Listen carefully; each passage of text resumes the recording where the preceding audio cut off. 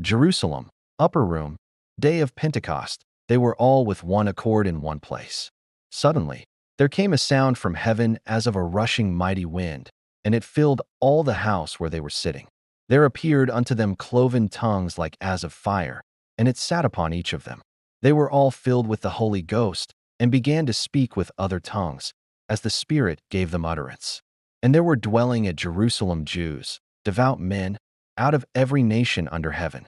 Now when this was noised abroad, the multitude came together and were confounded, because every man heard them speak in his own language.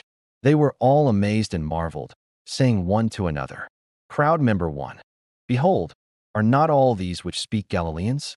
Crowd member 2, How hear we every man in our own tongue, wherein we were born? Crowd members, Parthians and Medes and Elamites, and the dwellers in Mesopotamia, and in Judea and Cappadocia, and Pontus, and Asia, Phrygia, and Pamphylia, in Egypt, and in the parts of Libya about Cyrene, and strangers of Rome, Jews and proselytes, Cretes and Arabians. We do hear them speak in our tongues the wonderful works of God. They were all amazed and were in doubt, saying one to another, Some, what meaneth this?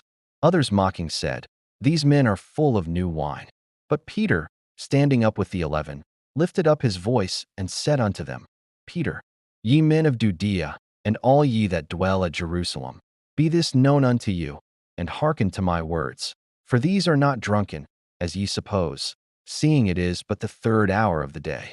But this is that which was spoken by the prophet Joel. And it shall come to pass in the last days, saith God, I will pour out of my Spirit upon all flesh, and your sons and your daughters shall prophesy, and your young men shall see visions, and your old men shall dream dreams.